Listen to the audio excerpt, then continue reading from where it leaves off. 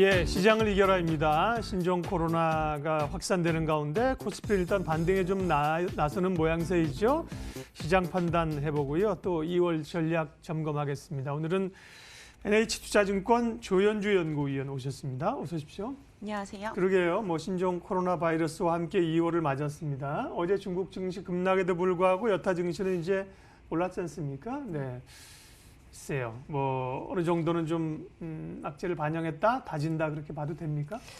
네, 일단은 최근에 코로나 바이러스로 인해서 중국 쪽의 사망자 수가 계속 늘어나고 있다는 게 가장 우려 요인인 것 같고요. 네. 한국은 다행히도 확진자 수가 어제는 좀 늘어나지 않았습니다. 그리고 1번이랑 2번 환자 퇴원 소식도 좀 긍정적이었다 볼 수 있는데요. 미국 내에서도 지금 확진자가 11명 정도로 확정이 되면서 사실 한 27개국에서 이 코로나 바이러스로 인한 우려는 좀 지속되고 있다라고 볼 수가 있겠고요. 특히 중국 같은 경우는 1분기 GDP가 4%대까지도 내려갈 수 있다. 이런 우려가 좀 있는 상황인데요.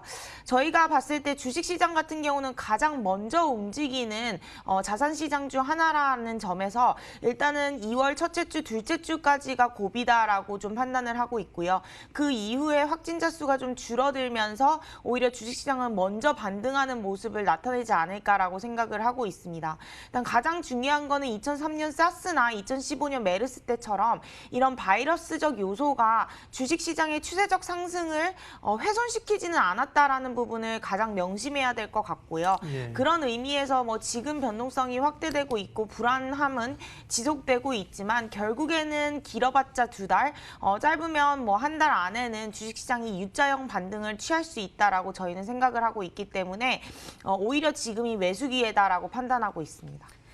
한 달, 2달이 사실은 지금 지나고 있는 과정에서는 꽤 길죠. 예, 근데 지나고 보면 지난해 8월 여름도 그랬고요. 그 전에 가을도 그랬고, 지나고 보면 이제 또 그리 길지 않은 시간입니다. 어쨌든 간에 전반적인 조정 속의 매수 기회로 보셨고요.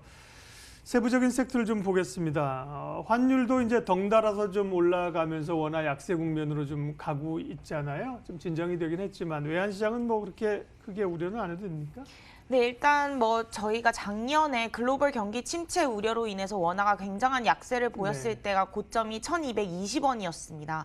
근데 지금 상황에서는 미국 경제 지표도 호조를 보이고 있고 한국 수출도 개선되고 있고 중국 같은 경우도 PMI가 확장 국면에 진입을 했습니다. 이런 상황에서 글로벌 경기 침체와 같은 1,200원대의 원화 약세는 과도하다라고 생각을 하고 있고요. 결국에는 이 원화가 좀 진정이 될 수 있다라고 판단을 하고 이 바이러스로 인한 잠시 좀 과도기적인 부분이 아닐까라고 생각을 하고 있습니다. 저희는 일단은 사스랑 메르스 얘기를 많이 계속하지만 그때에도 원화 약세가 그렇게 오래 가지 않았고요. 최장 기간이 2주였습니다. 그래서 저희가 봤을 때 지금이 고점이다라고 생각을 하고 있고 위안화와 원화의 약세는 좀 앞으로 진정될 수 있다라고 판단을 하고 있기 때문에 저희는 지금이 고점이다라고 생각을 하고 있고요. 가장 중요한 거는 환율에 있어서는 글로벌 경기 선행지수라고 좀 판단을 하고 있는데 결국에는 글로벌 경기가 개선되는 국면이다라고 본다면 원화는 추가적으로 약세를 보이기는 어렵습니다. 특히 2012년 10월부터 경기 선행지수가 돌아서면서 2013년 12월까지 상승 추세를 이어갔고요. 두 번째는 2016년 3월부터 선행지수가 반등을 하면서 2017년 10월까지 상승을 했습니다. 지금 2019년 9월부터 선행지수가 반등을 하면서 현재까지 상승 추세를 이어가고 있기 때문에 저희는 세 번째 경기 회복 국면에 지금 진입해 있다라고 판단을 하고 있습니다. 그래서 잠시 바이러스로 인해서 불안 국면과 위험자산 선호 심리가 주춤하고 있으나 결국에는 경기 회복 국면에 이미 돌아섰기 때문에 이런 부분을 감안을 하면 바이러스에 대한 불안 심리가 잦아들면 다시 상승 추세를 이어갈 수 있는 국면이 올 것이다라고 판단하고 있습니다. 예. 결국은 이제 지표가 확인이 돼야 되는데요. 경제 지표들은 어떻습니까? 어제는 이제 미국의 지표가 좀 좋게 나왔고요. 근데 어쨌든 이 영향들이 1분기를 지나면서 중국 지표라든지요. 또 우리도 그렇고 경제 지표에는 좀 부담을 주지 않을까요? 예.